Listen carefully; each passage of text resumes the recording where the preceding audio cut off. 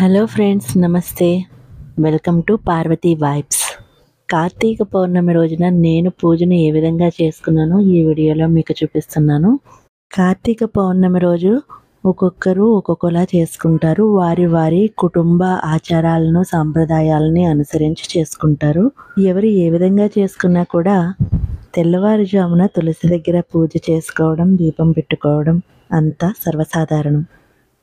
నేనైతే కార్తీక మాసం ప్రతిరోజు కూడా నదికి వెళ్ళే అవకాశం ఉండదు కాబట్టి ఇలా పళ్ళెంలో నీళ్లు వేసుకొని ఆ నీళ్ళల్లో దీపాలను వదులుతాను.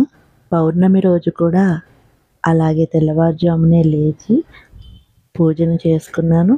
తులసమ్మ దగ్గర ఇలా దీపం పెట్టుకొని నీళ్ళలో దీపాలు వదులుకొని పూజ చేసుకున్నాను. కార్తీక దామోదరుని ఆవాహనం చేసుకుని కార్తీక దామోదర శ్లోకం చదువుకొని పూజ చేసుకుంటాను. తర్వాత పూజ ప్రారంభంలో శివయ్యకు అభిషేకం తప్పనిసరి. శివాభిషేకానికి పంచామృతాలతో కానీ లేదంటే నీళ్లతో కానీ విభూది నీళ్లతో కానీ ఇలా కుంకుమ కలిపిన నీళ్లు కానీ సింధూరం నీళ్లు కానీ ఇలా దేంతోనైనా మనం అభిషేకం చేసుకోవచ్చు. గంధంతో కూడా చేసుకోవచ్చు. మారేడు దళాలతో పూజ శివయ్యకు చాలా ఇష్టం కదా. నేను ఒక దళమైనా కూడా పెట్టడానికి ట్రై చేస్తాను. నా దగ్గర ఒక చిన్న మొక్క మాత్రం ఉంది. అది పెద్దది అవ్వడం లేదు, కానీ అలా అక్కడ వచ్చే ఆకుల్ని ఒక్కొక్క రోజు అలా చేసుకుంటూ ఉంటాను. ఇక శంఖం పువ్వులు అంటే కూడా శివయ్యకు ఇష్టం కాబట్టి అవి కూడా విత్తనాలు వేసి మొక్కలు పెంచుతున్నాను. అవి కూడా శివయ్య పూజ కోసం ఈ కార్తీక మాసంలో ఎన్నో పువ్వులను ఇస్తున్నాయి. మీరు ఇక్కడ ఒకటి గమనించండి ఫ్రెండ్స్, మా పూజ గదిలో పైన విండోలోంచి సూర్యకిరణాలు ఇలా రిఫ్లెక్షన్ వచ్చి శివయ్య మీద పడుతున్నాయి. కరెక్ట్గా నేను శివయ్యకు పూజ చేస్తున్న టైంలో ఆ రిఫ్లెక్షన్ వచ్చింది. పౌర్ణమి రోజు చాలా హ్యాపీ అనిపించింది. సరిగ్గా అదే టైంకి శివయ్య దగ్గర ఈ సన్ రైజర్స్ రిఫ్లెక్షన్ పడి ఎంతో అందంగా ఆయన బ్లెస్సింగ్స్ ఇస్తున్నట్టుగా అనిపించింది. చాలా క్లియర్గా చూపించాను. సన్ ఎక్కడి నుంచి వస్తుందో ఆ రిఫ్లెక్షన్ ఎలాగొచ్చిందో మళ్ళీ ఒకసారి చూడండి. ఆ రిఫ్లెక్షన్ సరిగ్గా శివయ్య మీద పడింది. మీకు క్లియర్గా కనిపిస్తుంది కదా. బ్లెస్సింగ్స్ ఇచ్చేశారు కదా శివయ్య. నాకైతే అలాగే అనిపించింది శివయ్య బ్లెస్సింగ్స్ అని. మీరేమంటారు ఫ్రెండ్స్? నాకు కామెంట్లో చెప్పండి. పూజ తర్వాత మా నైబర్ ఫ్రెండ్ తాంబూలానికి పిలిస్తే వెళ్ళి తాంబూలం కూడా తీసుకుని వచ్చేసాను. తర్వాత మా అబ్బాయి స్కూల్కి లంచ్ బాక్స్ ప్రిపేర్ చేసేసి వాడిని పంపించేసిన తర్వాత మాకు దగ్గరలో ఉన్న శ్రీ మహాకాళేశ్వర స్వామి ఆలయానికి వెళ్ళాము. కాళికామాత ఆలయం. కాళికామాత ఆలయంలో బోనాలు మహోత్సవాలు జరుగుతున్న సందర్భంగా కాళికామాత ఆలయం లోపలికి ప్రవేశం ఉంటుందన్నమాట. ఆ లోపలికంట వెళ్ళి మేము దీపాలు అవి పెట్టుకున్నాము. ఇంకా పౌర్ణమి రోజునే కాళికామాత ఆలయంలో సామూహికంగా కుంకుమ పూజ జరుగుతుంది. నాకు కూడా అక్కడ పార్టిసిపేట్ చేయాలనిపించింది. నేను కూడా కుంకుమ పూజ చేసుకున్నాను అమ్మవారి సన్నిధిలో. చెప్పానుగా, ఈ ఆలయంలోనే అమ్మవారి బోనాల మహోత్సవాలు జరుగుతున్నాయి. ఆ మహోత్సవాల భాగంగానే పౌర్ణమి రోజు ఇలా అందరూ కుంకుమ పూజ చేసుకున్నారు. ఆ తర్వాత రోజు అన్నదానం కూడా జరిగింది.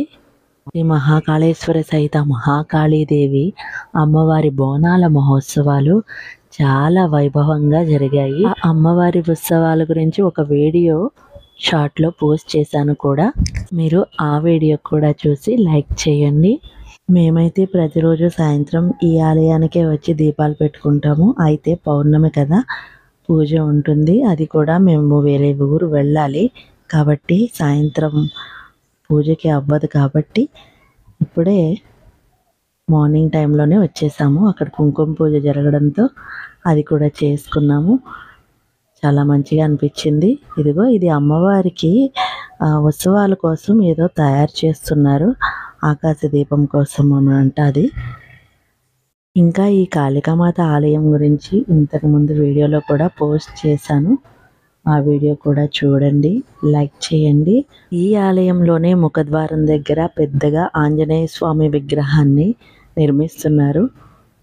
ఆలయంలో కుంకుమ పూజ అయిపోయిన తర్వాత దీపాలన్నీ పెట్టుకున్న తర్వాత 365 ఒత్తులు కూడా వేసుకుని దీపం కూడా పెట్టేసుకున్నాను. తర్వాత ఇంటికి వచ్చి బూరెలు వేసుకొని అన్నీ రెడీ చేసుకొని మేము ఇంట్లో కూడా దీపాలు పెట్టుకొని బయలుదేరిపోయాము. అక్కడ ఊర్లో అందరూ కలిసి మా ఇంటి పేరుతో ఉన్న వాళ్ళంతా కలిసి కూడా ఒకే చోట గ్యాదర్ అయ్యి అందరూ కలిసి పూజ చేసుకుంటారు. ఆ పూజలో ముందుగా ఏంటంటే చంద్రుడు కనిపించేలా బయటికి ఒక రోల్ పెట్టి ఉంటుంది. ఇదిగో చూసారు కదా, ఆ రోలు దగ్గర ఆ పరమశివుడు ఇంకా గౌరీదేవి అనుకుని అక్కడ దీపాలు పెడతారు. 365 ఒత్తులు కూడా దీపాలు కూడా వెలిగించుకుంటాము. ఆ తర్వాత ఒక వెండి చంద్రవంక ఒకటి ఉంటుంది, అది చేతికి కట్టుకుని ఆ చేతికి కట్టుకున్న దాంతోనే పూజ చేస్తామన్నమాట. అక్కడ యథావిధి పూజ అయిపోయిన తర్వాత తాంబూలం ఇంకా కొబ్బరికాయ అలాంటివన్నీ కూడా అక్కడ చంద్రునికి చూపించి ఇక్కడ గౌరీదేవి దగ్గర ఇట్లా 3 సార్లు తిప్పి చంద్రుని వైపుకి విసురుతాము. అలా చంద్రుడిని చూపిస్తూ అలా విసురుతాము. అలా విసిరినప్పుడు అవతల వాళ్ళు ఎవరో ఒకళ్ళు క్యాచ్ పడతారనమాట. అవి వాళ్ళకే చెందుతాయి. చూసారుగా, ఇలా పసుపు కుంకుమ పువ్వులు అక్షంతలు మొదట ఇలా 3 చుట్లు చుట్టి అలా చంద్రుడిని చూసుకొని పైకి విసురుతారు. ఆ తర్వాత తాంబూలం, ఆ తర్వాత కొబ్బరికాయ కూడా అలాగే విసురుతారన్నమాట. అలా విసిరినప్పుడు అలా క్యాచ్ పట్టుకున్నారు వాళ్ళు కరెక్ట్గా. ఇక ఇది దేవుడి ఇల్లు. బయట ఆ పూజ అయిన తర్వాత లోపలికి వచ్చిన తర్వాత ఇక్కడ శివయ్య ఫోటో ఉంటుంది. ఇక్కడ కూడా అందరం దీపాలు పెట్టేసుకుంటాం అన్నమాట. ఇది అయిపోయిన తర్వాత అందరూ కలిసి కేదారేశ్వర స్వామి పూజ చేస్తారు. ఇదిగో అందరూ ఒకళ్ళ తర్వాత ఒకళ్ళు దీపాలు పెట్టుకొని పూజ చేసుకొని ఆ తర్వాత కూర్చుంటారు. అప్పుడు కథను మొత్తం కూడా చదువుతారు. మా కుటుంబ సాంప్రదాయాన్ని బట్టి ఈ విధంగా చేసుకుంటారు.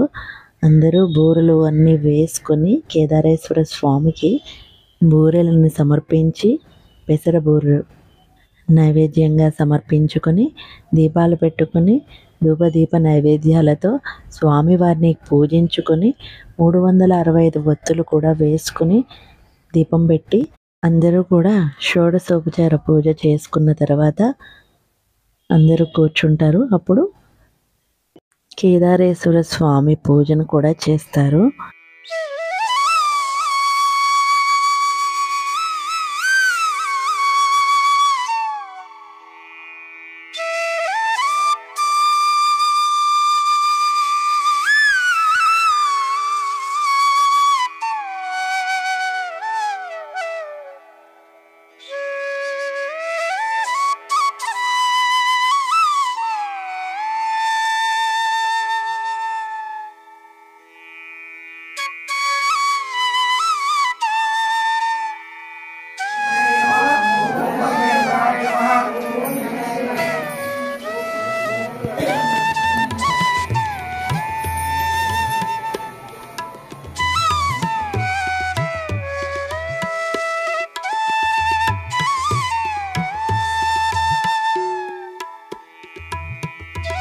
ఇది ఫ్రెండ్స్, నేను పౌర్ణమి రోజు చేసుకున్న పూజా విధానం.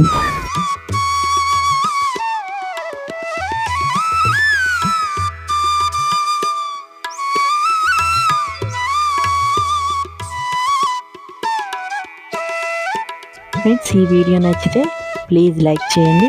మీరు ఇంకా సబ్స్క్రైబ్ చేసుకున్నట్లయితే please subscribe my channel Parvati vibes.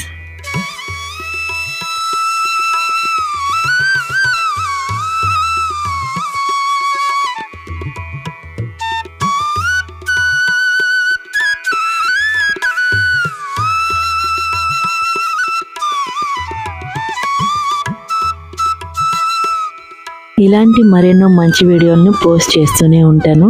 చూస్తూనే ఉండండి. మీ పార్వతి వైబ్స్.